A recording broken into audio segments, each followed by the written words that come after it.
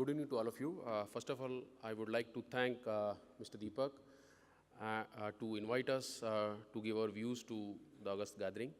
And I will also like to thank the panelists who are here. So here, my role which was given to me was to give users experience and what are the expectations. So I will like to build up first what is e-pedigree, and then I will move to my experiences. So some of the common realities, if we go further, is that counterfeiting is becoming a major challenge in today's world. So approximately, if you ask, from 15 to 25% drugs are into the market as an counterfeit.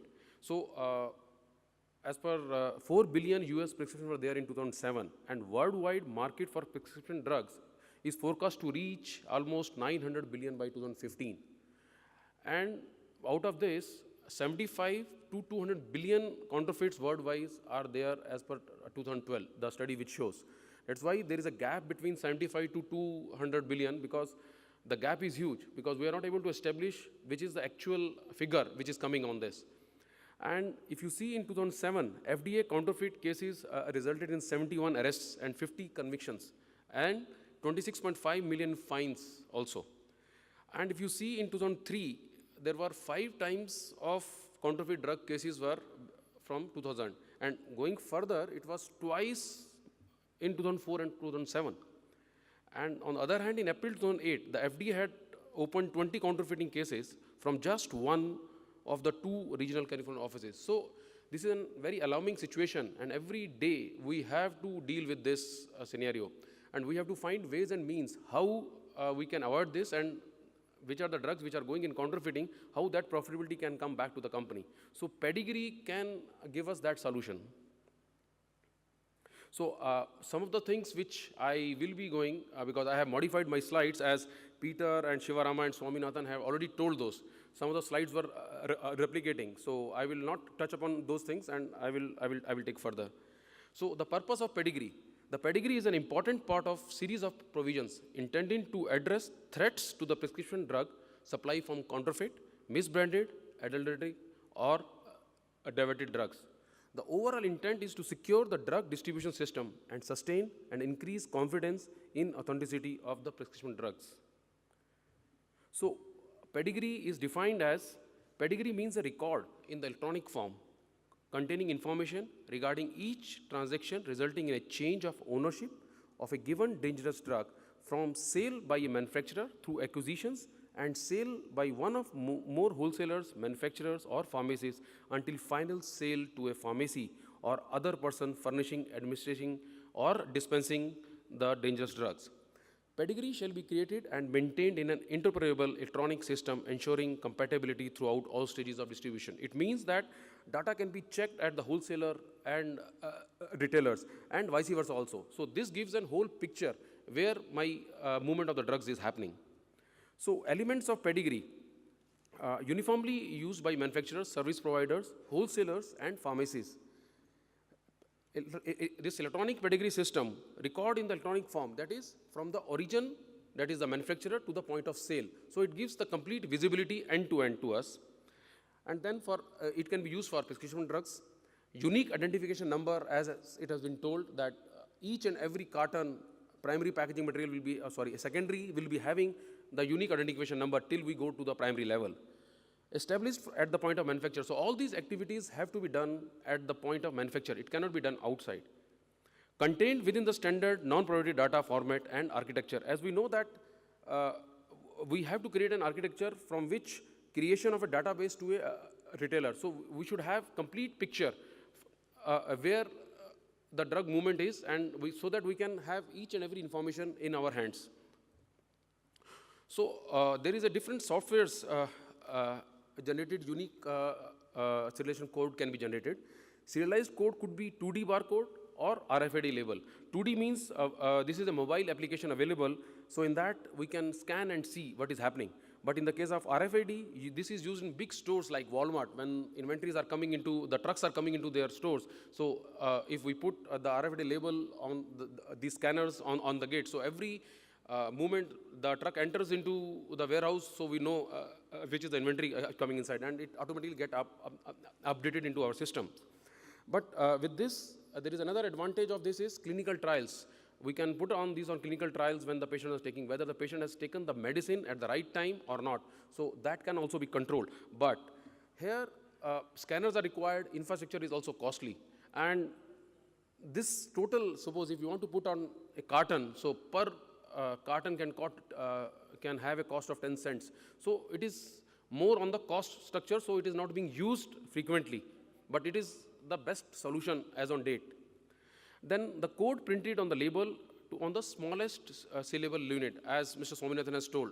The smallest is the carton and the primary. Individual units are independently scanned and then aggregated. I will show you how it is being done on the manufacturing lines in the subsequent slides. Unique serialization code generated and printed on bundle. Then bundles again are serialized code scanned and parent-child relation which has to be established, which we have to do by 2023. And the pedigree is generated based on the available information from pallet when the shipment leaves from the company. If the shipment is passing through a distributor with no changes, the arrival and departure information of the distributor is added onto the pedigree. If an unpacking and repacking happens at the distributor level, which we have not covered till time, a new code has to be generated and details are to be appended to the pedigree. So this is more required when the drugs are going to a certain suppose it is going to our US counterpart, let's take an example. So there if you are changing the configuration or we are giving it as per that particular retailer to whom we have to send. So again, we have to change the system of serialization. So that has to be also be upgraded. Otherwise, we will having lack of information there itself. Then the e-pedigree requirements comes. So this is on 2D barcode. So as we all know that 2D contains 4 main things, that is GTIN number, expiry date, batch number, and serial number. So e-pedigree has prescription drug information, all drug name, quantity, dosage, strength, container size, lot, and expiration, and these dates are there. Transaction and source information, business name, that is our this NDC number or company name will be there. FDA this manufacturing registration number or state license number as determined by the board. Principal address of the source, date of transaction, and sale invoice number. Ownership, as per the manufacturers, it should be all in electronic format again. Prescription drug information, source information, and the transaction information also. And we have to certify the data, because certification has to be issued by the manufacturer again, that whatever we are sending the information and the pedigree is true and accurate. So this gives a total overall solution, a broad picture, how it works. So as you see in the bottom, this is the serialization code on the carton is there. Then if you go above than that, then it is coming on the bundle, that is outer carton you can say. And then it is going to on the case, shipper level. Then from shipper to pallet. And this, as per the Indian structure, manufacturer has to give this, and then we can take a service provider with us and it can go to the cloud. From cloud, it can be going to the distributor, wholesaler, and to the different retailers. So this is an information about the e-pedigree on the manufacturing lines. If you see at the center, there is a database from where the number are coming to the lines. And again, going back, this is back and through, and and for the strips, if you are taking, or the bottles, if you are taking, so each bottle and strip are being 2D scanned, and then it is going back to the server. Again, a label is being generated. Then it is going to the outer carton. Again, a 2D barcode is being generated for that particular carton, and a parent-child relation with respect to the strips and the carton is being generated. Then these cartons are going to an outer shipper, or an outer carton 3-ply and then to a 5-ply. So each and every time if you see the lower diagram, so cameras have to be there so that we can scan those 2D barcodes, and then this can be appended to our e-pedigree.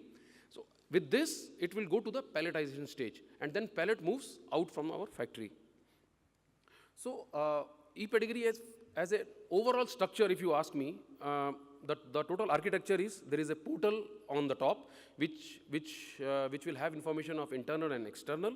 Then a data integration will come on the first side, then transaction history and trade managing part, this management will also come. So first is the serial number, then EPIS inventory, and as our colleague Stephen has told that there is a upgradation of this system is also having that 1.1 is coming.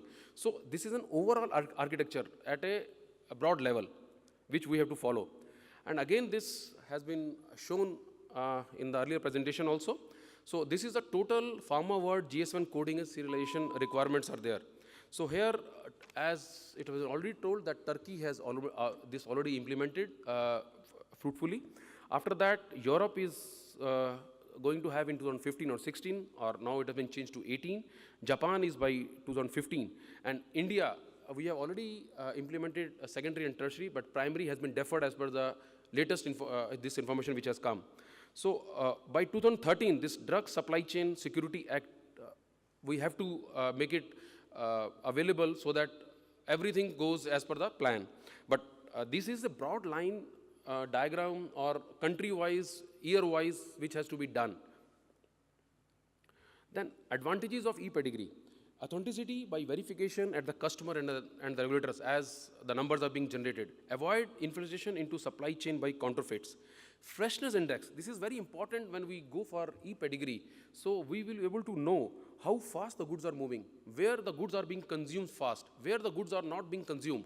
So this will help us to move the goods from where it is not being consumed to where it is being consumed more. And we can balance the inventories also here. And then easy recalls also. So if we know in which area it is there, so if there is any issue in that particular drug, so it is easy to recall that drug also back properly. Inventory monitoring both at the warehouse and in the market. Easy in identification and accountability in the warehouse. So by e-pedigree, we will be able to know at any given point of time what is the stock lying in our warehouse. Increase in awareness to customers, retailers, and wholesalers, the measures and seriousness by the company which will deter counterfeiter. So here, it will avoid us for the counterfeiting. So if everything is in control, so we'll be able to know from which part, if suppose any counterfeiting is happening, if anybody has duplicated our serial code also, it will happen once, twice. Third time, we'll be able to know from which area counterfeiting is being generated. So we can deploy our team or we can ask some agency to go at that particular area and find out from where it is being duplicated. And regulatory compliance will be 100%. Accountability and quick batch reconciliation on the shop floor. When we are doing it, it will be done immediately. Then challenges. This was the main topic which as per the user acceptability. So here complexity is very much high because with respect to implementation and infrastructure cost is very much high. And customization, no out of the box or one size fit to all solutions. So every company is having its own set of machines, equipment. So, and we have to make our system compatible with their machineries, because if we go and buy new lines, that will be costing us huge money, which a pharma company cannot go in this fashion. And each the third part is proper control of process to ensure unique code is applied and data is aggregated actually, and need for a collaborative approach.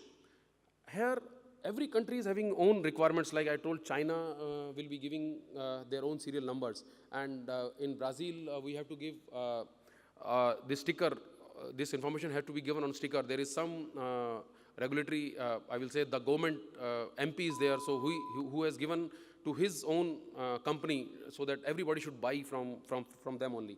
And then comes these all 4 points.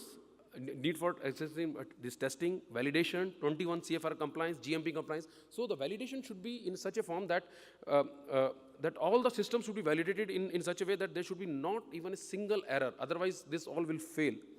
And then code and substrate contrast. This plays a very important role here, because smudging and unvarnished area, if it comes, so it will not have any give us fruitful results afterwards when it is going to the market.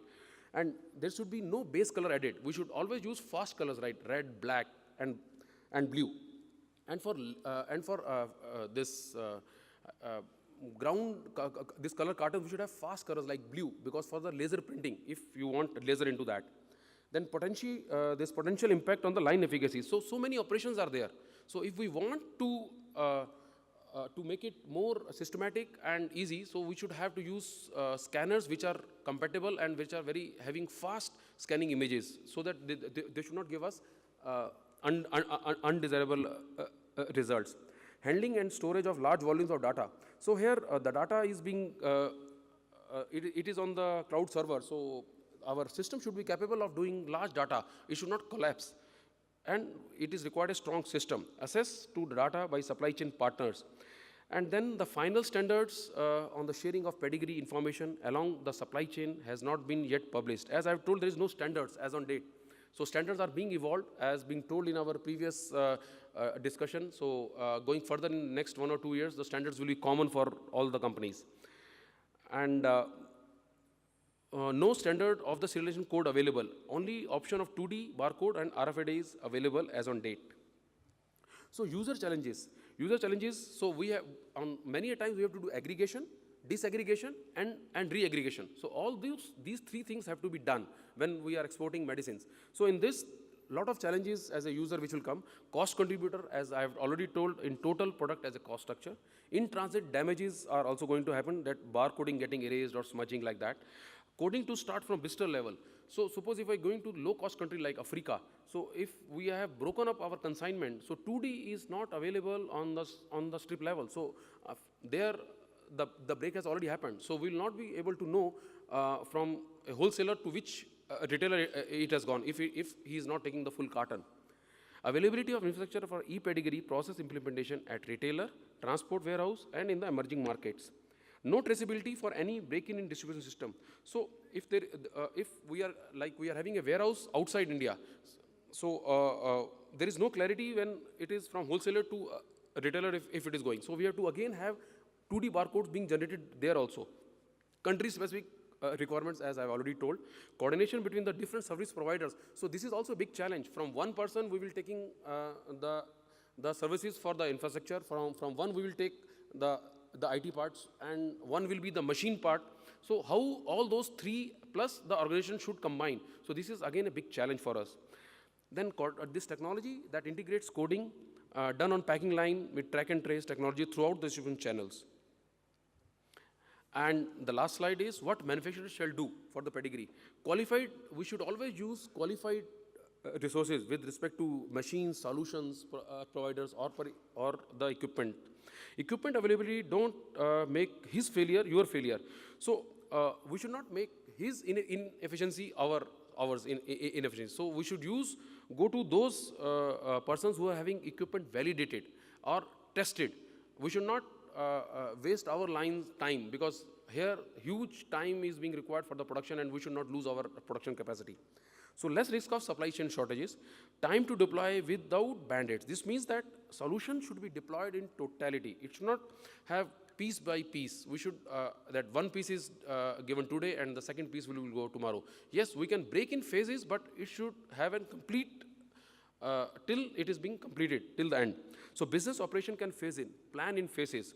Ensure scalability and leverage learning. So we can have, if we are in multiple plants, we can have a pilot run on one line or one plant, and then we can transfer it to other plants also. Ensure lowest impact of implementation. No hurdles in implementation. Use what you can. The cost becomes a major challenge. So first of all, try to use whatever things are available into machinery. Try to integrate those only. And build a manageable, governable solution. No complication is required at a later stage. System which we can control. We should build a system which we can control. Thank you. I'll speak from a little different perspective. We, as an airport, are one of the transit points for your merchandise while both it's going in and out of the country, but happen to be a pretty critical part of the entire value chain.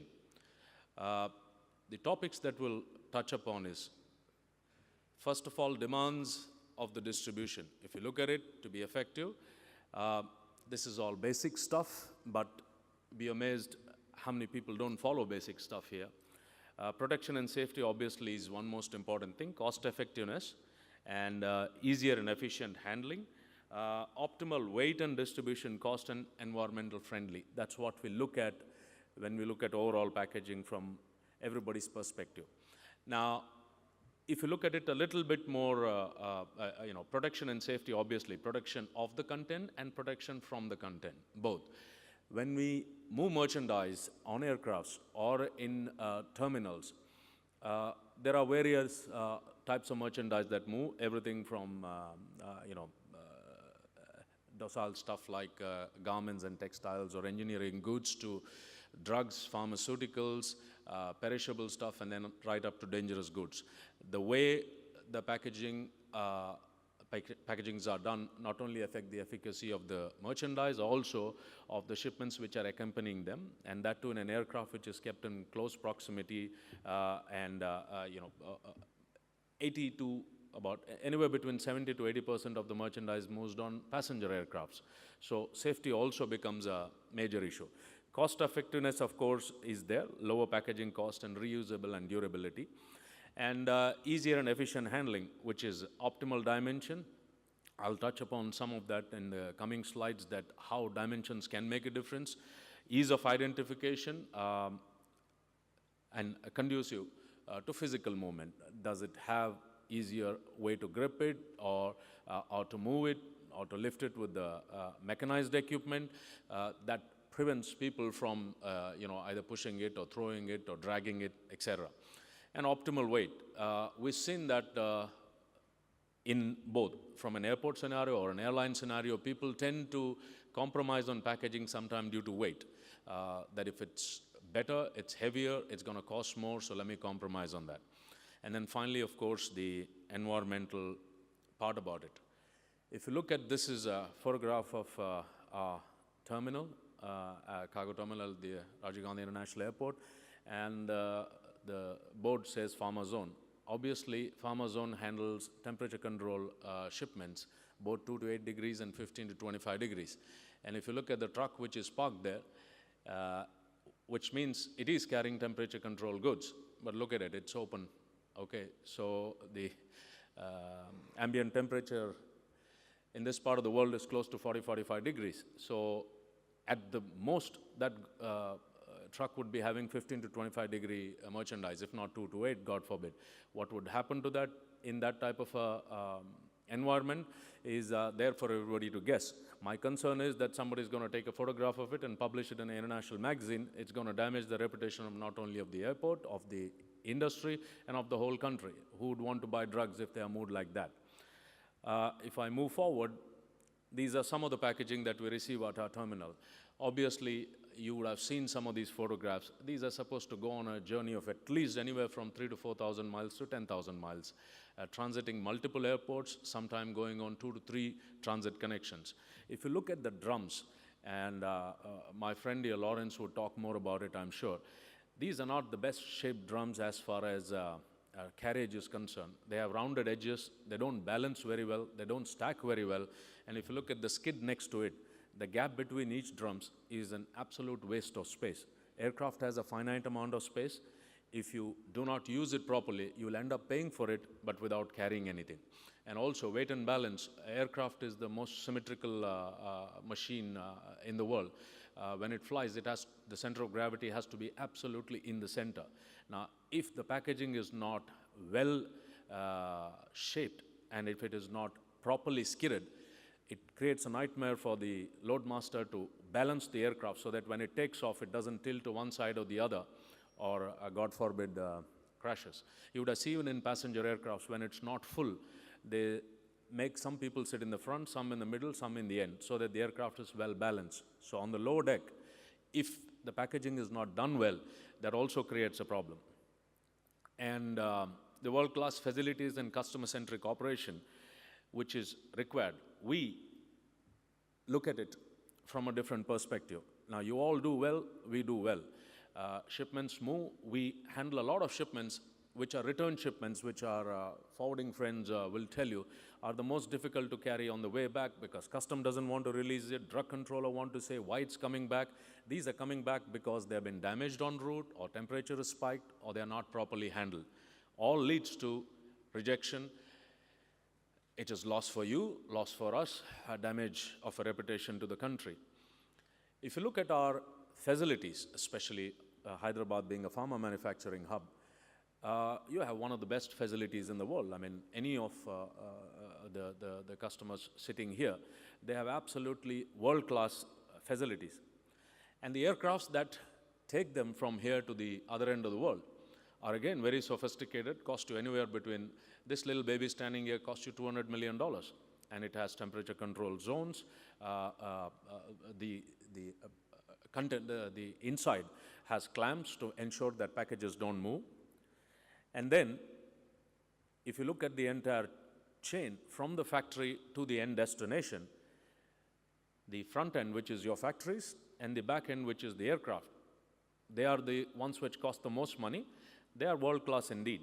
But if you look at the things in the middle, the transportation to the airport, you saw a truck that I showed you, the terminals itself, and sometime from the terminal to the aircraft is where the majority of the problems occur. We spoke to the trade here. We had a combined meeting here to ensure how do we plug this gap between the manufacturer and to the terminal. Once it enters the aircraft, it's fairly safe, but majority of the problem occurs on the ground. And you would also not be surprised to know that in the transit of a shipment from origin to destination, only less than 10% of it is spent actually traveling in the air. 90% of it is spent on the ground. And a large chunk of that 90% is spent on the Indian side. Custom clearance, inbound, outbound, waiting for the next aircraft, and so on and so forth. So if that part is not taken care, it doesn't matter how good your factory is or how good the aircraft is, you're going to lose the shipment. So Envirotainer is one solution that we came up. We now have a base in Hyderabad to ensure that all of you who require temperature-sensitive movement have that facility. Then we also build a pharma zone to ensure from the truck dock to the air dock, it is completely sealed. So the custom clearance, the waiting for the aircraft, or dwell time, which in this country is anywhere from 4 to 6 days, unfortunately, it is taken care. And on the RAM side, if you catch a flight as a passenger also in Bombay or so, sometime once you board a bus to board the aircraft, it could take you good 10-15 minutes to reach the aircraft because the aircraft is parked in a remote bay. Cargo, when it is taken in dollies, they could spend up to 2 to 3 hours on the ramp waiting for the aircraft because they're supposed to be there on the ground before the aircraft arrives, and then while build up, an hour or 2 to 3 hours in the ambient temperature in India, again, will bring to naught all that we've done in the pharma zone or in the premises. So what we did was we built a ramp which is pretty close to the terminal, less than 50 meters away, so that temperatures don't spike. So we try to fix the value chain, the entire chain, from the customers to the airport, to the aircraft. That's all we can do so that your shipments move safe and sound, both from a temperature point of view as well as from a handling point of view. Another additional stuff that we introduced, both from an environmentally friendly perspective as well as from cost saving, these are called slip sheets. Typically, you carry it in skids like this. Now these skids, if you look at it, they are made of wood. They're anywhere from 3 to 4 inches thicker. Because it's wood, there is a fumigation requirement. They could be carrying termites or any other germs, so they need to be fumigated. You need to get a certificate for that. Plus, storage of it takes a lot of space, and handling it also is a problem. And then after that, when it breaks, and it does break in 1 or 2 rounds, you need to destroy it. And abroad, there are strict regulations on how or where you can destroy them. So the introduction of these slip sheets, these are close to 2 mm thick, made of plastic fiber.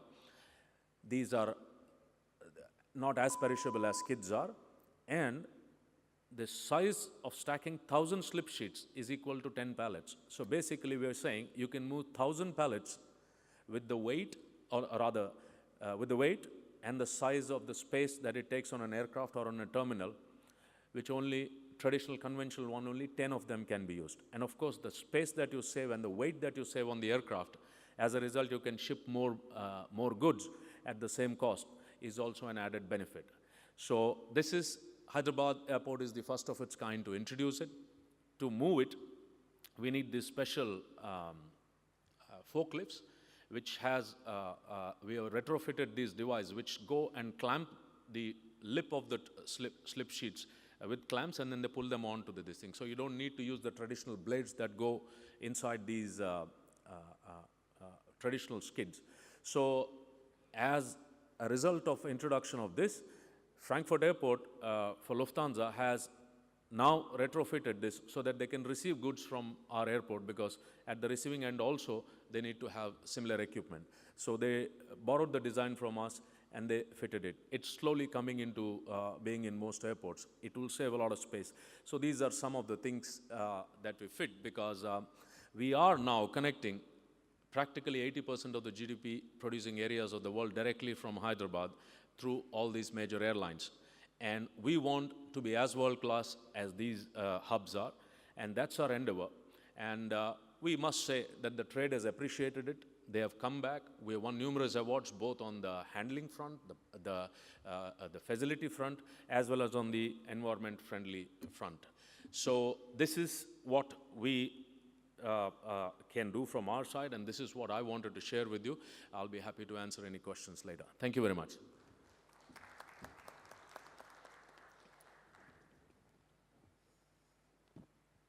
So now I will request Mr. Lawrence to share his thoughts.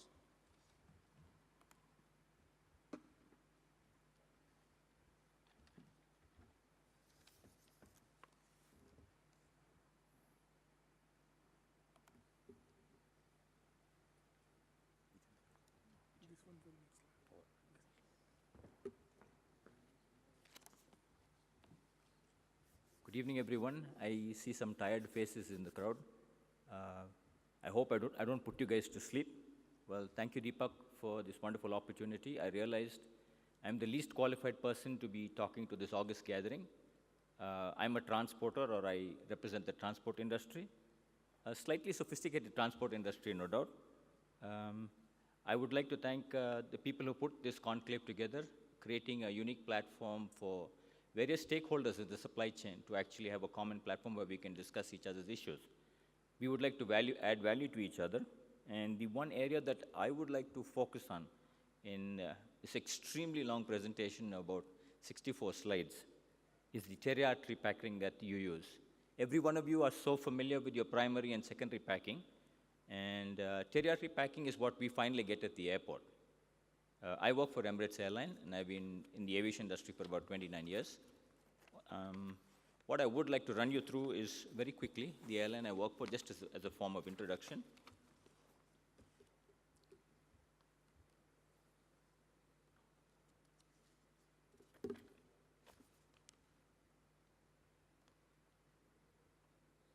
Don't worry about this advertisement. The last line is most important. We invest in infrastructure like all of us do. We believe that Dubai Airport is bursting at the seams and cannot handle the traffic that it has today. So we're building a new airport only for the freighters. Freighters deals with cargo that you and myself handle every day, which will handle about 7 million tons throughput. We were the first airline in the world to introduce the LD36 type of ULD. That's the one you can see in the second picture below. We have cool dollies in Dubai, the first airline to do that, because Dubai in summer is definitely not the place to be. It's 45 degrees plus. We use the thermal blanket made by Tyvex and DuPont. We were the pioneers who worked with DuPont to develop this white cover. We've introduced an IT system called SkyChain, which is a new generation IT system. It's very sad that the industry IT systems talk to regulatory systems. They don't talk to airline systems. I don't even know what your dispatch plan is. I don't know the number of packages that you have. Everybody else in the chain knows, except the guys who are actually carrying your cargo. The number of destinations that we have all over the world are 140 as of today. It keeps growing. New destinations for this year are Oslo, Brussels, and Budapest. The number of aircraft that we have as of today, 225. We invest in infrastructure like every one of you do. What is surprising is that some of these aircraft are not very environmentally friendly. So you will see the first three Airbus, the 330, the 340, and the 340-500, and the Boeing 777-200 will be removed from our fleet. And this is the purchase order of 297 new aircraft, where we remove the old aircraft. The average industrial age for any aircraft, any airline in the world is between 12 and 15 years old. The average average age of our fleet is 6 years old. Your goods are safe in a younger equipment. We extend the scope of our connectivity by using what's called a road feeder service into places we don't operate. RFS is a very nice, sophisticated name for trucking. That's all it means. It's actually a truck. The freighters in our fleet handle or-dimension cargo, which is really not what the pharmaceutical or the food industry handles. We created a cargo mega terminal in Dubai with probably one of the most sophisticated terminals in Dubai. Some of the parameters are in the next slide.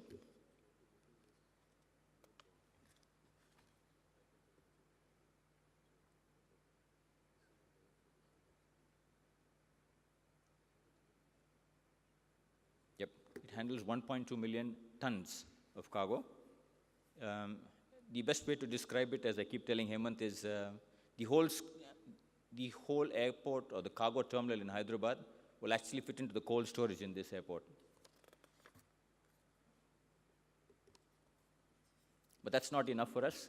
So we're building a new terminal near Jebel Ali where we'd like to do multimodal transport. The Jebel Ali Free Trade Zone is just next door. So that's something that we would like to do, a sea air and air sea conversion. This cargo facility will handle 7 million tons. And this is where the word, for the first time, the word Aerotropolis was coined, where we built a city around an airport and not the other way around. The airline also pays its little contribution to the environment. We operate very eco-friendly aircraft. Surprisingly, we actually work with different countries all over the world to choose the ideal route for the aircraft, where we optimize the fuel burn-off and our carbon footprint. We work with different governments and air traffic controllers to ensure that we get the best of the tailwind and the lowest burn-off. All very sophisticated, sounds very nice. This is a profile of the goods exported by air from Hyderabad. As you probably guessed,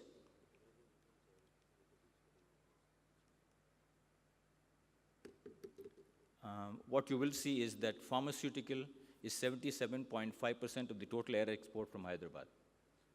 It's the highest percentage. You have a bit of chemicals, perishables, and a bit of engineering goods. Some of the top shippers out of Hyderabad, since it's pharmaceutical driven, these are the top brands that we have. One of the agricultural producers is Sam Agritech. I've listed them alphabetically, not in terms of tonnage or support. Destination-wise, where does our cargo go to from India? This is the route breakdown. You will find that, surprisingly, there's been a shift in trade lanes from Europe to North America and South America. We watched this change happen over the last few years. These are basically regulated markets. You know more about it than I do, and their demands are much, much higher on the industry. I'd like one sentence that Deepak sent me, a little flyer, which said, packing is designed not only with the consumer in mind, but it considers its freight and handling. I differ with that opinion. When you actually see the slides that follow, you will find that most packages, in my opinion, do not consider freight and handling. I'll show you a few examples. I won't say all of them do, but some of them do. This is how we receive cargo at Shamshabad Airport. You send it beautifully packed. This is what we receive.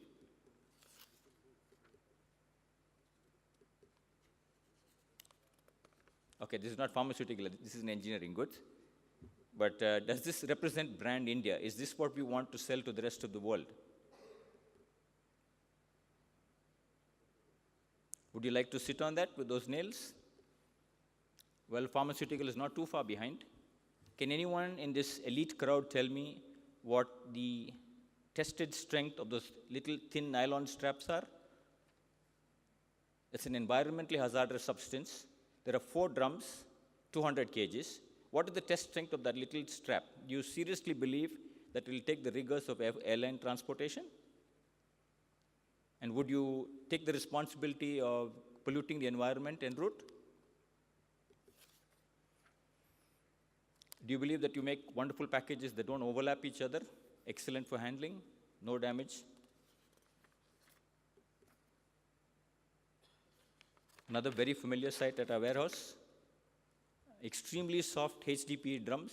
I mean, the moment you stack one over the other, you can see what happens.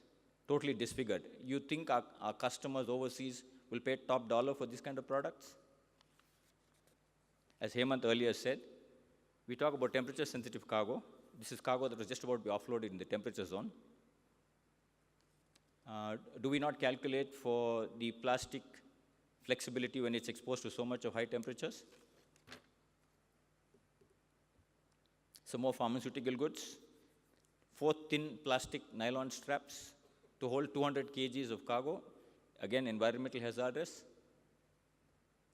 We ensure our compliance with all the regulatory requirements within the pharmaceutical trade and the food industry. How about the transport industry? You could be traveling on that flight.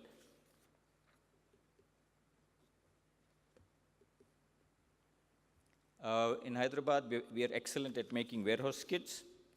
We palletize our cargo, the tertiary packing that we see every day. But the person who puts it on the skid or the wooden pallet and the plastic trap that he uses, I wouldn't trust my shoebox with. Forget about high-end pharmaceuticals. By the time it reaches the airport, if you look at that green strap, it doesn't constrain the package at all. I've deliberately erased some of the shippers' names. This is not to embarrass anybody, but a practical example of how we sell brand India. Is this what we want our customers to see? I'm sorry, I think I've run out of time. Just give me a couple more minutes. Disfigured, oversized packages, already sliding off the pallet. Wonderful pallets that we get. Couple of nails, probably reused from the earlier pallet. It's already broken before it even leaves Hyderabad. This is what your cargo looks like in the warehouse before it's loaded onto the aircraft. I think I can see some people smiling. I'm sure they recognize their packages. Very innovative to ensure that it fits into the roller of the X-ray machine, but the plastic quality is terrible. We are supposed to be environmentally friendly. Why are we using plastic? Damage before it left Hyderabad, you can be sure. Cling wrap is not protective packaging for transportation. It looks wonderful on a package. That's it.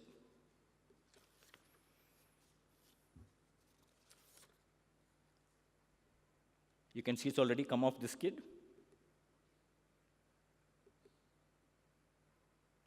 Oh, this is a very interesting photograph that I took inside a truck. You have loose HDPE drums and some palletized cargo inside. There are no restraints for any of the cargo. So every time that lorry driver brakes his vehicle or he takes off, trying to overtake the guy in front of him, God bless your packages. And this is how your cargo reaches its destination. This is more interesting. That's how our customers see us. I'll just share with you one very quickly. When I said I was from Hyderabad in a worldwide conference, a couple of my European colleagues said, "Are you the guy who sent those blue HDPE drums?" Pretty embarrassing. This is how some of the cargo reaches its final destination.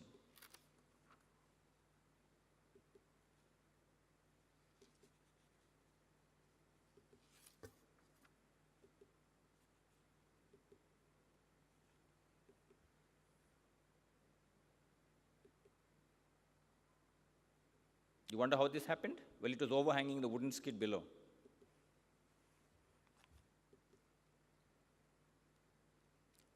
Your HDPE drum disfigured. The plastic used is definitely not suitable for air transportation. You use a 50 kg drum with 10 kilos of material inside. You don't calculate for the various pressure differences at 45,000 feet above sea level, and this is what you get. From the food industry, we like to cut corners when it comes to packing. We like to keep our margins nice and high.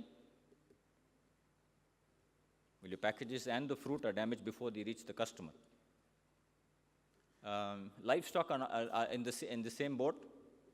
These were day-old chicks, but I think, I don't know what the importer got in West Africa, I'm sure, was not day-old chicks. You must have had dead chicks.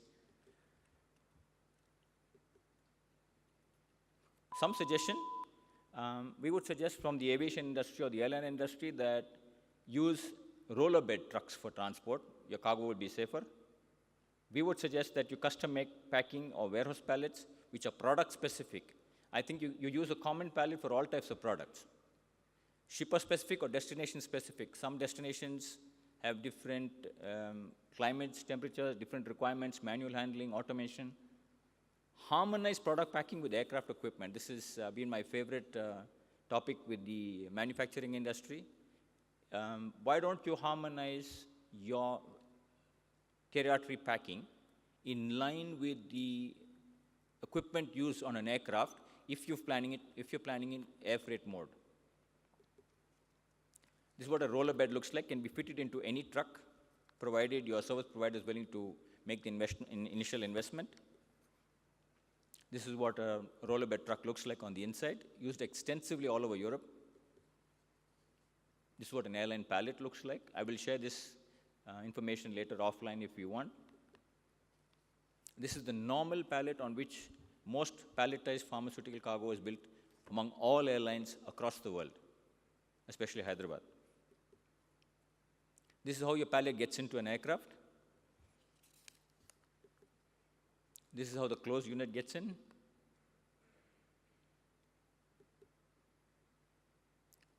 If you build a harmonized package that fits onto an airline pallet, it can also fit into a truck. The truck have the same dimensions. In fact, the truckers in Europe take the airline pallet directly to the warehouse or to the final destination. This is not a morph picture. This is exactly what one of our trucks look like in Dubai. Tomorrow rewards the curious and those willing to walk that extra mile. This time, I have just one request. Think outside the box that you use right now. Thank you.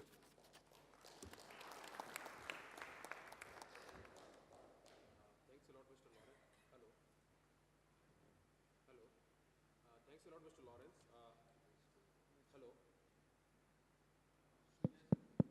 Yeah. Thanks a lot, Mr. Lawrence, for your complete guidance with respect to how the detailed view of the process of the air transportation. Now, I would like to invite Mr. Rajendran from Hermes to give his views. Thank you.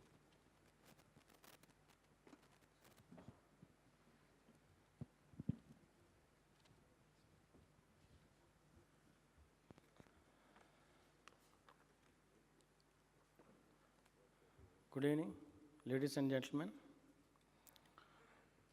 Lawrence really frightened us, but I will not frighten you.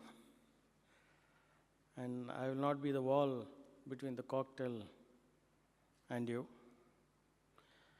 I'll just have no slideshow. I'll finish it off fast. I'm talking on global significance of integrated logistics services. The phenomenon which we refer to as globalization can most easily be characterized by the technologies and management process development which enable it. More precisely, recent developments in the ways in which industrial and agriculture value-adding activities are controlled within global sourcing, assembling, distributing networks define globalization, as do the ways in which local industrial activities can be coordinated with other complementary industrial, agricultural, and retail activities taking place in distant parts of a global economy. The technical and economic feasibility of these new forms of management have opened opportunities for globe-spanning industrial networks which can coordinate the activities of multiple value-adding agents who are dispersed geographically. These new technologies and techniques enable a number of integrated global market defining developments which include the following: competition in which winners are differentiated from losers by opportunity response, time, Example, product development cycle time, order to delivery time, and time required to adapt to new competition and time required to absorb new technology. The design, operation, and control of globe-spanning value chains, demand pull, inventory management methods, and the continuous replacement of inventory at the retail end of the global chain. Concurrent design fabrication and market planning of new product within globe-spanning virtual organizations. The outsourcing of production to contract manufacturer and the creation of sustainable competitive advantage in highly adaptable yet highly specialized industrial clusters which are scattered throughout the world and which include many developing countries. The technology and management processes development which facilitated globalization importantly affected the organizational designs of the fastest growing global industries as well. These effects are manifest in new modes of cooperative governance which create and enforce performance incentives with virtual production distribution networks as well as in transparent globe spanning system for managing quality control and just-in-time inventory replenishment. Thank you.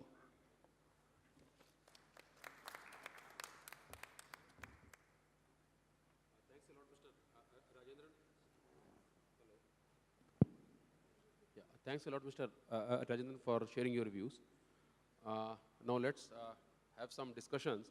So, like ePedigree is being driven by regulators of various countries, and each country has its own requirements as we have discussed.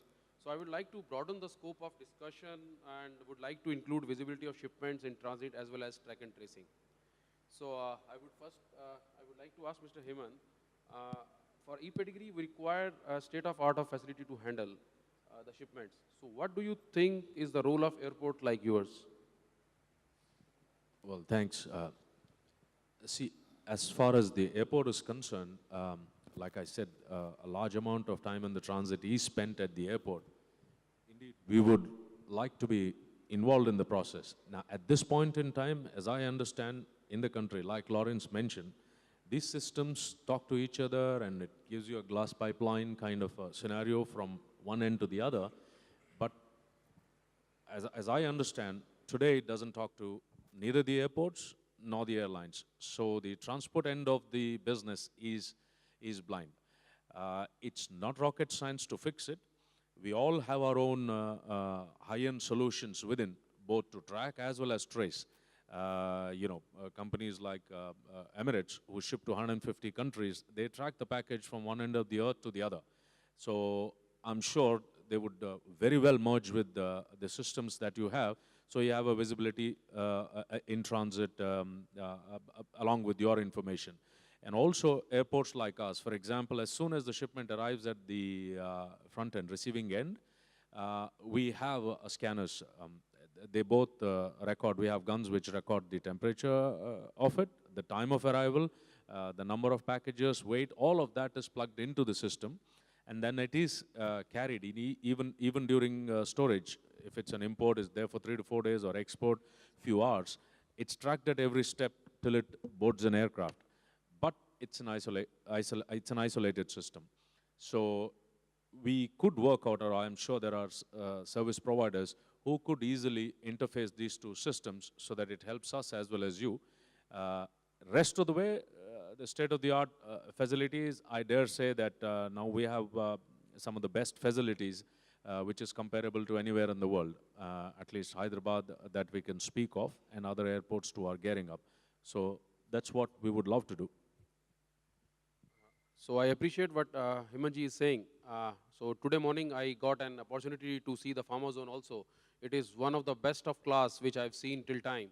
So I think Hyderabad is coming on the global level, and we are the pioneers in developing this Pharma Zone. So I would like to have the next question to Mr. Rajendran. As a service provider, I would like to ask you, where do you think that the company like yours can add value for track and trace?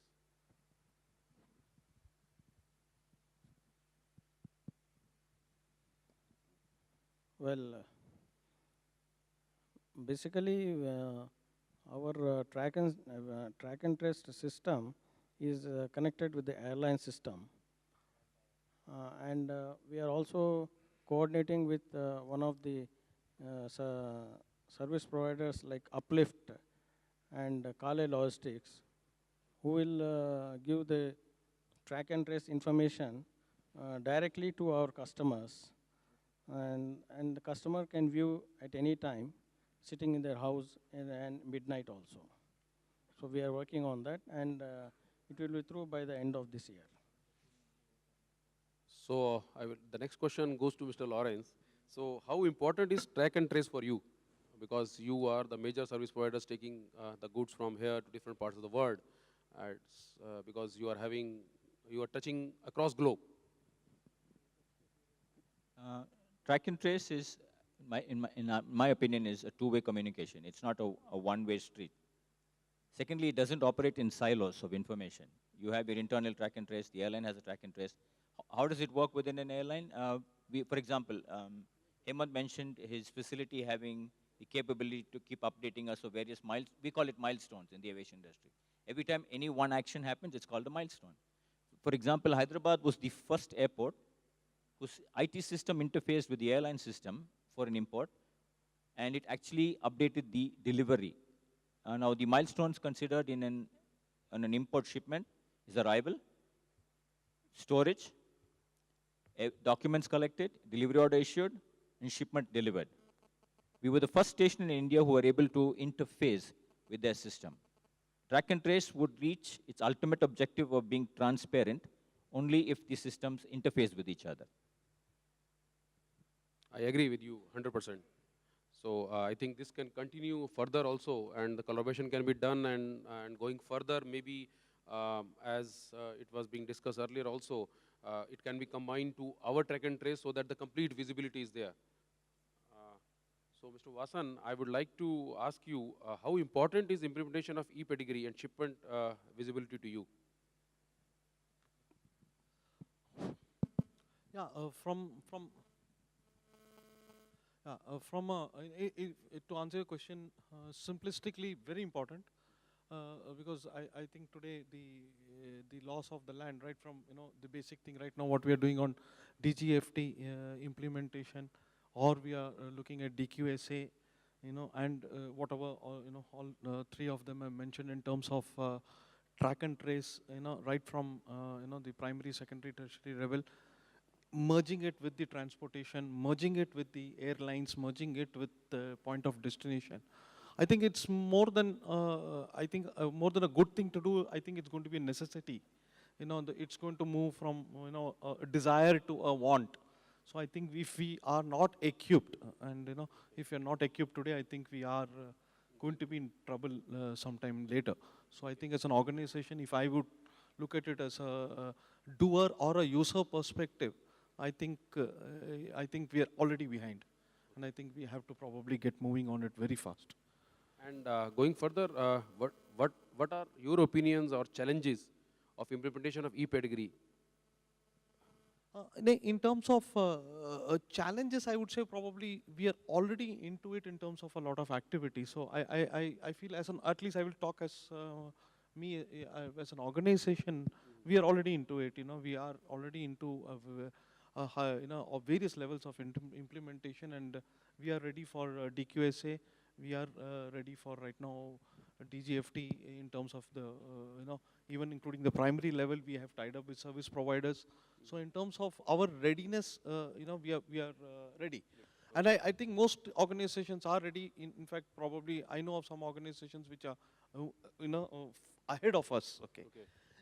In terms of some of the challenges which the airlines or the service providers talked about, I would say right from pallet dimensions to the retrofitting the entire carton or the thing into a pallet, we are already working on it. In fact, we as an organization have moving into doing what is mandated at the user country. Okay. So in fact, if you are a simplistic thing I would say is, if I look at the pallet today, the entire pallet is what the US if customers are demanding, what the US government is demanding.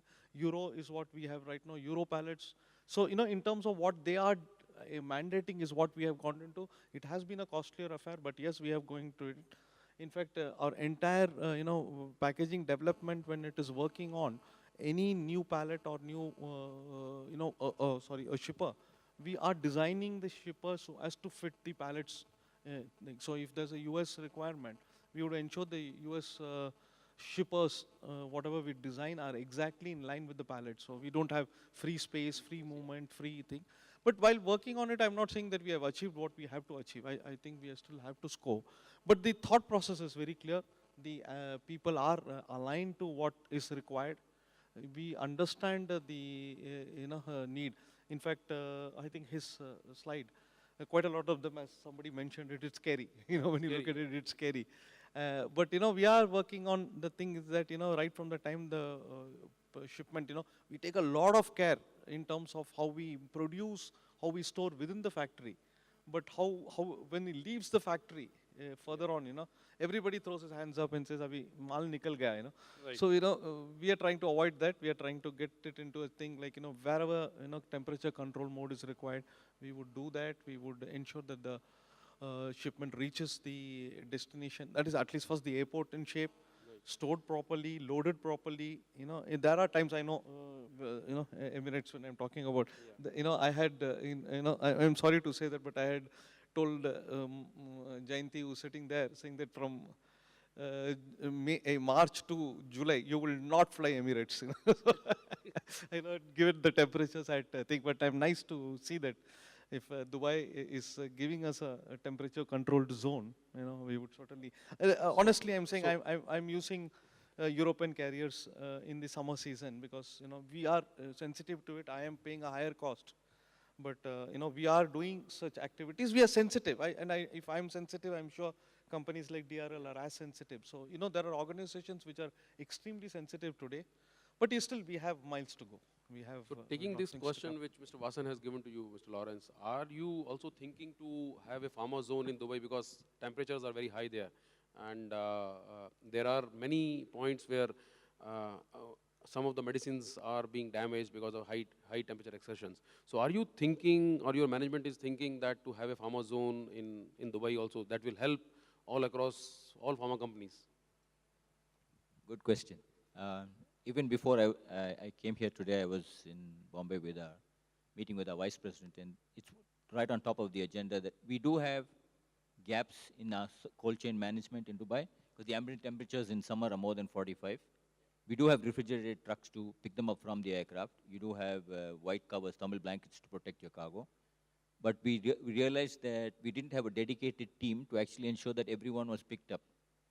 A simple thing like human nature actually defeated the whole supply chain. The driver would pick up one, forget the other. So there is a team which is dedicated only for temperature-sensitive cargo. And we will work with this through the winter. And before the start of the new year, you will have an extremely robust product. I think that is great for Jayanti and Mr. Vasan. So that will give help to all the pharma companies. Yeah. Yeah. Yes, thank you. So my next question is to either to Mr. Hemant or to Mr. Lawrence or Mr. Chand. So what value-added services an airline or a freight forward or airport terminal can offer to exporters to meet these challenges? Well, it's a good and relevant question. We all do the daily stuff that we are doing, and there are ways to improve it. And what we just saw and discussed on the slides that Lawrence presented, indeed, like Mr. Vasan said, I mean, I put up the photographs that your facilities are absolutely state-of-the-art. You look at it, inside it looks like a NASA laboratory. It's as sophisticated. And we told you already, the aircrafts, top class, even the terminals have reached up. So why is that the weakest link in the chain is the cheapest link in the chain? It's 3 to 4 rupees a kilo on a truck, maybe domestic, or maybe 5, 6 rupees. That's where we compromise.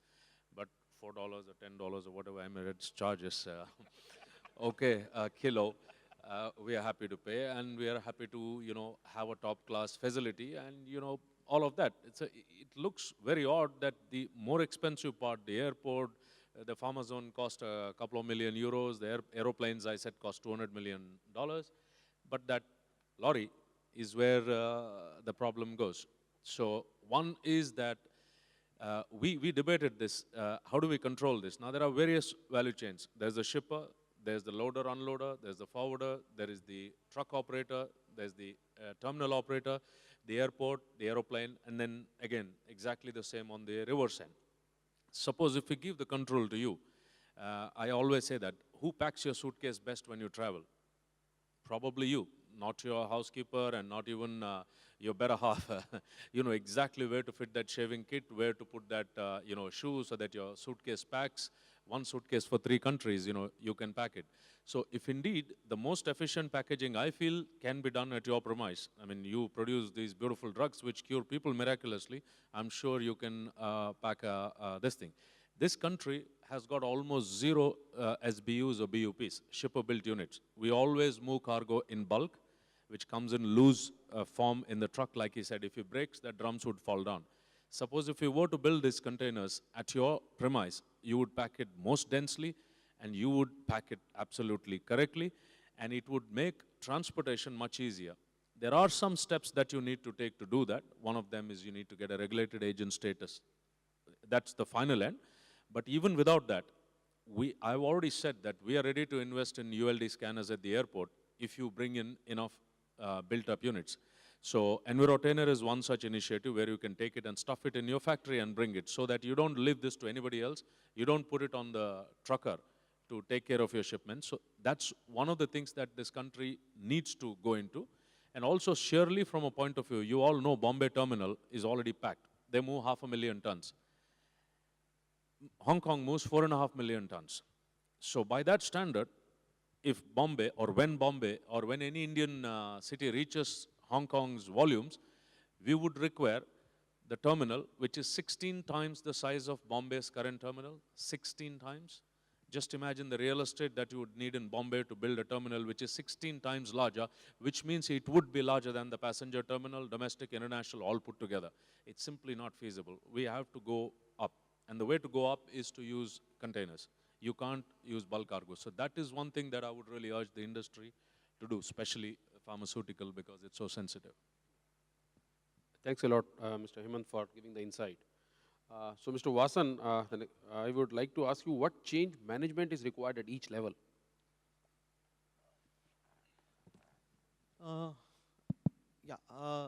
In fact, in my morning session, I had talked about, at one point of time, long back, when we used to say supply chain used to be logistics.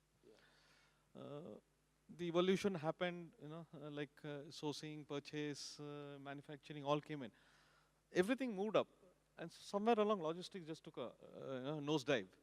And somewhere along people forgot that that's still a very critical chain in the whole thing, and somewhere along I fully agree with what he said, you spend millions in terms of uplifting your manufacturing facility, you're spending millions in terms of creating, what you call DQ, SA standards, EP degree, everything, but then you fringe in terms of, trying to use the right container to reach the airport or store it properly. So I think it's a mindset change, if you ask me. It's just the mindset change, and simply put, sometimes, we as an organization get some, penny centric, and I'll let money go somewhere else. So I think it's not a question of not knowing, it's not a question of not awareness, it's not a question of not knowing what to do also. Everything is known. I think it's a question of application of mind, and application of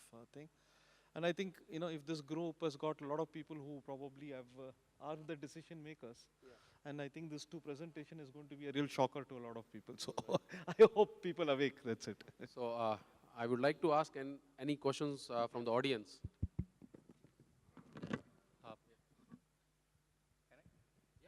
Sure, sir.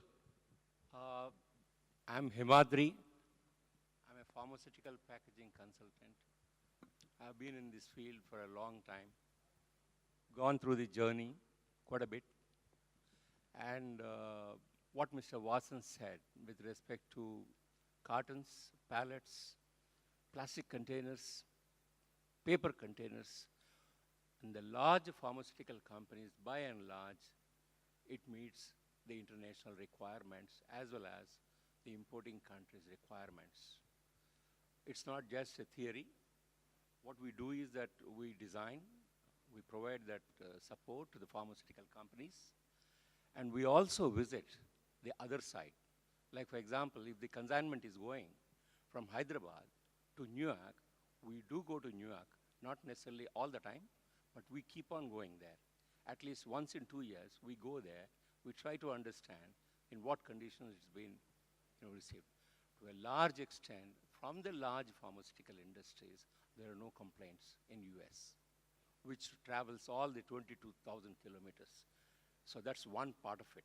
But what you said is, it's not necessarily all the pharmaceutical companies or all the other companies. So what I felt is this workshop is really beneficial to everybody. There should be some interaction between airlines and pharmaceutical industry on a continuous basis. Brand India is not only the pharmaceutical manufacturing, it also belongs to airlines.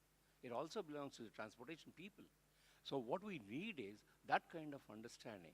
And then the more and more we work, so that's why I think I should be very thankful to Deepak to bringing all these people and seeing all those wonderful packages. But as I said that, it's everybody's baby. And if airlines is not happy the way they are receiving the consignments, they should make enough noise. So the pharmaceutical fellows will get up and then do the needful, rather than going through the process. At the end of it, we show something. It's not going to serve anybody's purpose. So I feel, this is just my observation, that we need to have a continuous dialogue between airlines, transportation, and all the companies, not necessarily the large ones. I thought this is just observation which I would mention. Thank you. Sir, I think it's an excellent suggestion. Matter of fact, you hit the nail on the head. My colleague is also here. We were actually planning, there are terminologies called CBD, Customer Board of Directors, where we have something called as CAFAC, the cargo agents and, airlines facilitation, where every month we sit with all the stakeholders, which is the airline, the regulator, the freight forwarders, the terminal operator, and the airport. What we wanted to do was bring in customers as well.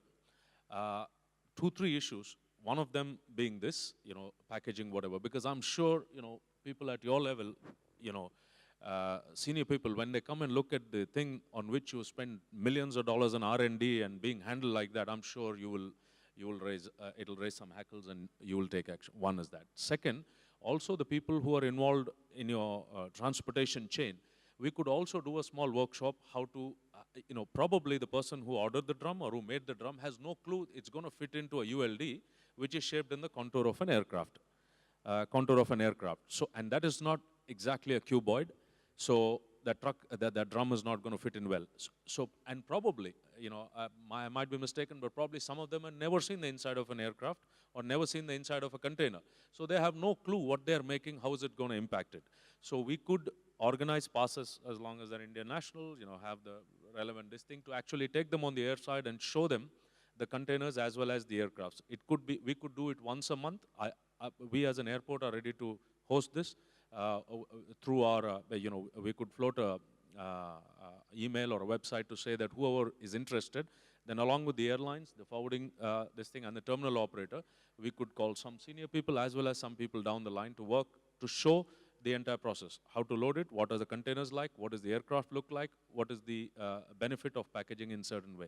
We would be happy to have that session. I think this is very great, which Mr. Hemant has given us this opportunity, and we should capture this and let's move further so that in a combined fashion, we will deliver the goods safe and sound to our customers. Yeah. Yes, sir. Avinash, I visited along with you the farmer zone today.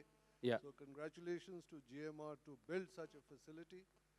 And the whole day when I've been listening at the export effort and the success in exports, the controls that are there in place today, courtesy US FDA and global regulatory pressure, as an Indian consumer, my worry is that I don't hear the same language when we are delivering to the Indian consumer. I was told that because the prices are much lower in India, the regulatory standards are much lower, the consumer expectations are much lower.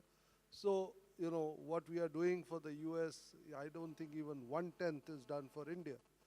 If pharmaceutical is so sensitive to temperature, our dealer go downs, our wholesaler go downs, our Indian trucks, nothing is temperature controlled. Okay, so after visiting the pharma zone, I came away even more worried about myself when I take the next medicine. You know, because there's nothing. There's no controls in India. And the other worry that I have is even with this e-pedigree, what happens to the carton after being used when the dealer disposes of it? It's still carrying a barcode on that. Why can't somebody fill some medicine in it and sell it again? This time with a proper barcode, which has been inherited. You know, it's got a pedigree of discard rather than an e-pedigree. Okay, so what happens to the discarded material which is still carrying all these barcodes? So 2 questions. What about temperature control within our country? Second, what happens to rejected material which carry barcodes? The first part is a topic very close to my heart. Matter of fact, just today morning we were having a chat with the Canadian delegation who were going to supply cold chain material. We told them that in this country, for example, Coca-Cola and your ice cream has much better cold chain than the vaccine that you take. Because if ice cream melts, you will not eat it. And Coca-Cola is hot, you will not eat it. So you will ensure that it is there, kept at home. But that ampule, which you're injecting to your loved ones or your child, you really don't know whether it's spiked up to 50 degree and come back. And if you go to a chemist, it's kept in a bad-looking fridge. God knows how many times the electricity goes, or, you know, as long as he gives it out of a fridge, it's fine. And how it is brought to the pharmacy is even more horrendous. It's in a scooter probably hanging from the side.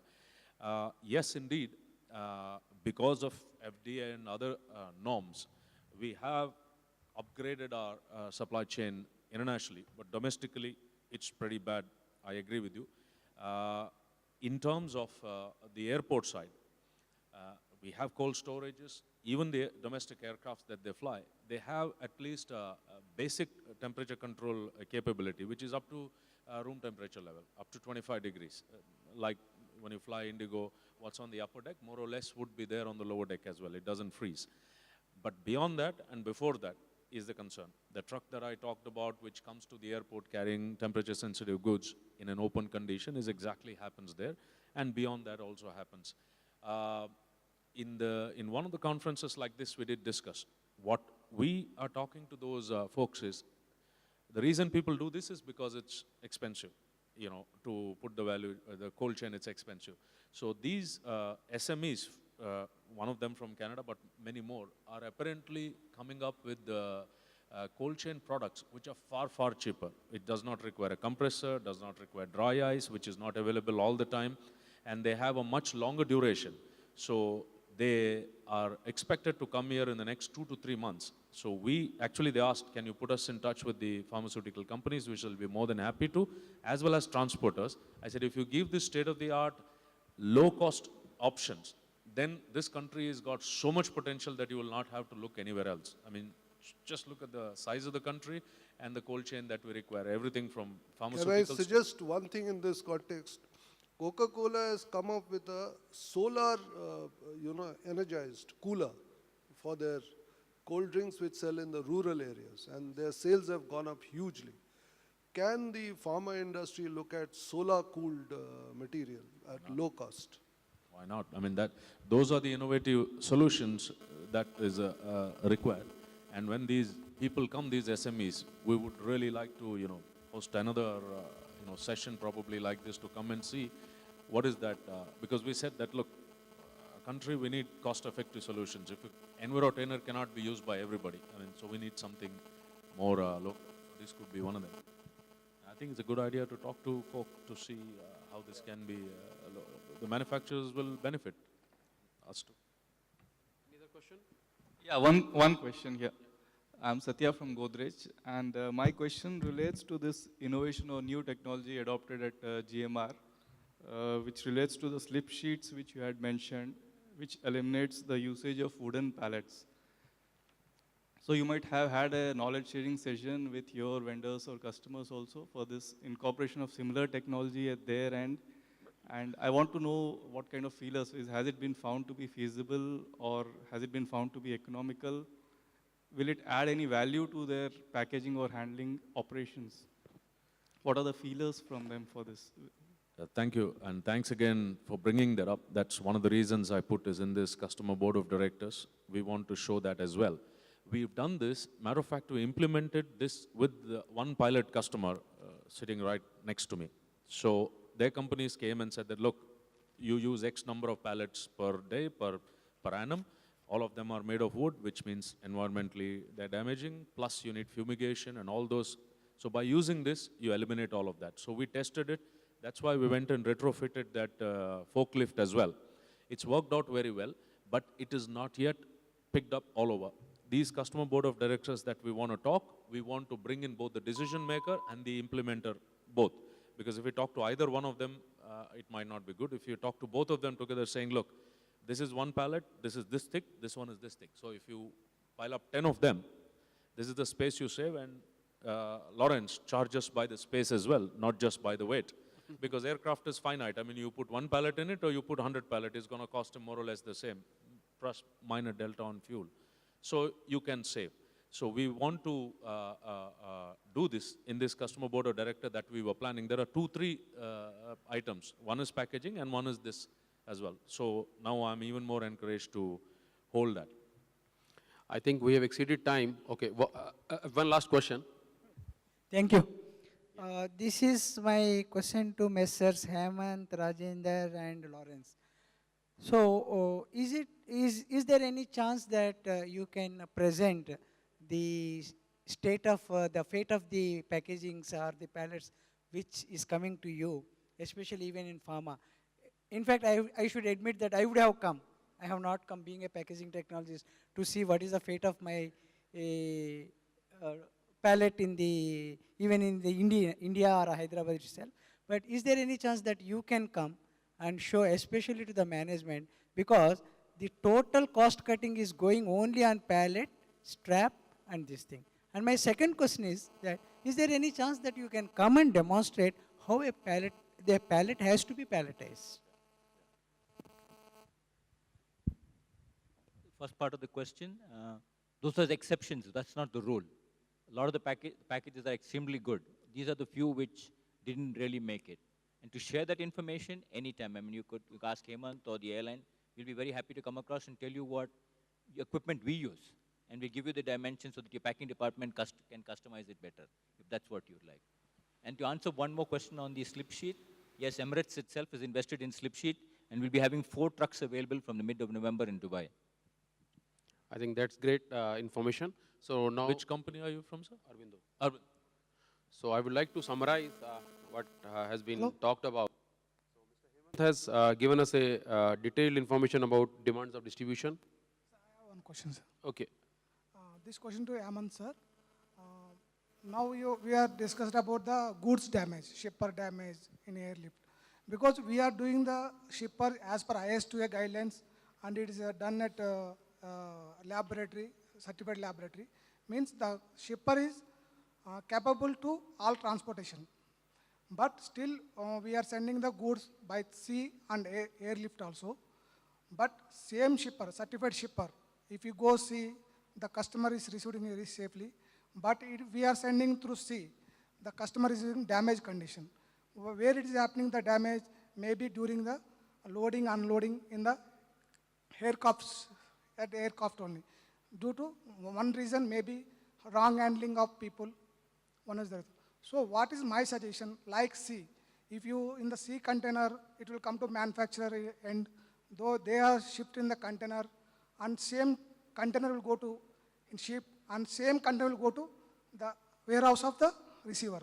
So like airlift also, if you send the standardized container to manufacturer, we will stop in the container, so same container will go to airlift and it will go to safe. So either it is, there any chances are there?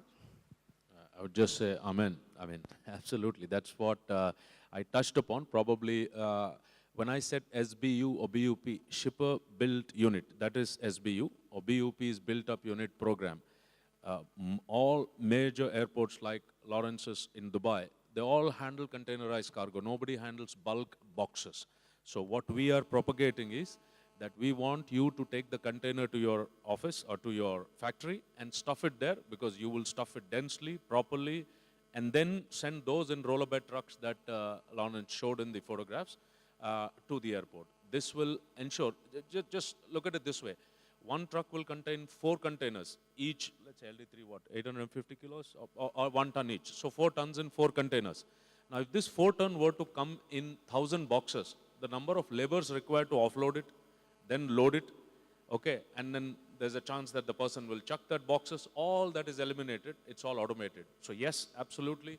I think that calling the client, the end user, the person who actually pays for it, to the airport and showing them, Lawrence, I think we need to do it pretty quickly. However, there are 2 or 3 restrictions that you must remember. If you are transporting that unit to the USA, the TSA department in the USA requires the cargo to be screened from 3 different angles. You can't do that in your warehouse. And you should have a TSA certified person to do that. It should be sealed in the presence of a security personnel approved of by TSA. Certain countries have further restrictions. Airlines also have further restrictions. But like Hemant said, it's a lovely concept. It works very well in Europe and some other countries. You need to be a regulated agent.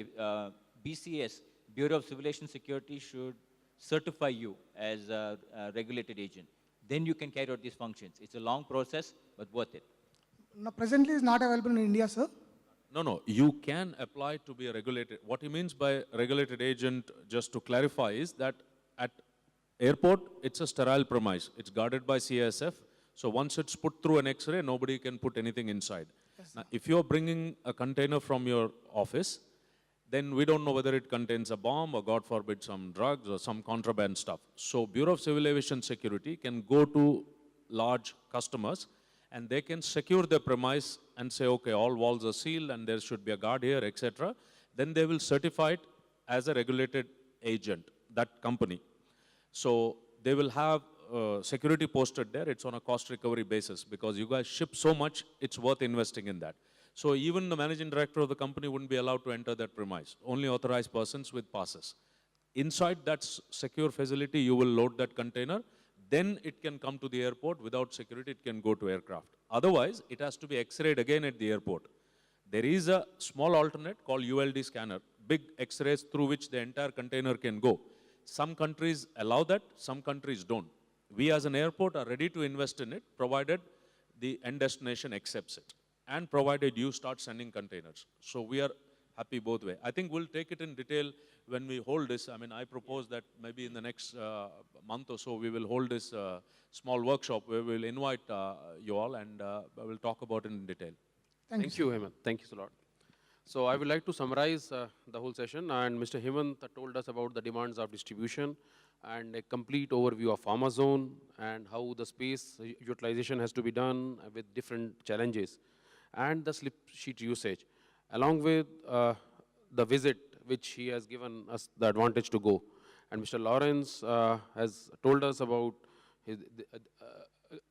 the whole journey of Emirates with the aircrafts, 225 aircrafts and around 300 aircrafts they are going to add into their fleet more, and the shelf life of the aircrafts, which is average is around 6 years. So I think they are having the better aircrafts than any other this airline company. And they are also shown us how the examples how to pack the pharma equipments and what are the issues so that we can improve. And he has also showed us the detailed view of the process of the air transportation. And Mr. Rajendran has told us the new forms of management and the new techniques and technologies. So I think it will be fruitful to all of you. And I would like to thank all the panelists here, Mr. Vasan, Mr. Rajendran, Mr. Hemant, and Mr. Lawrence. And I will also like to thank Mr. Deepak for giving us a chance to come here and share our views to you. Thanks a lot. Thank you.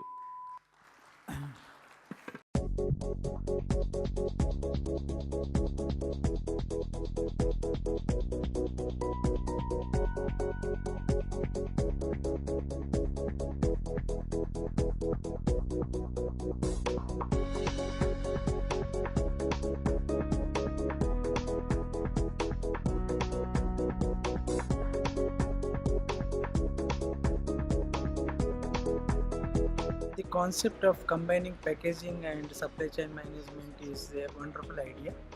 And the program integration between the packaging and SCM, the topic selected was excellent. It was not done just like that. It was done with a brainstorming session, and which they have yielded the best results in these 2 days. Today it has been really important for the industry to understand the importance of the whole integration of automation with the enterprise level. Apart from the topic, I really liked the whole concept of assembling the industry experts. It was a good learning experience for me. I definitely would like to come back on the next conclave too. In fact, like before I came here, so it was so I was under the impression that like it is completely packaging related or supply chain related for a specific domain or an industry. But it was really a surprise. Like it is good to know that like diversified industries were there and the speakers were eminent speakers were there. You know? So it was like a complete day. I could see that nobody left. So it was very interesting. Each session was well managed. So I think like hats off to the organizers. And what is my takeaway from here? I think it's an education. And it's only when different elements of the supply chain actually interact and share knowledge, it's when we'll have a completely integrated product for our customers over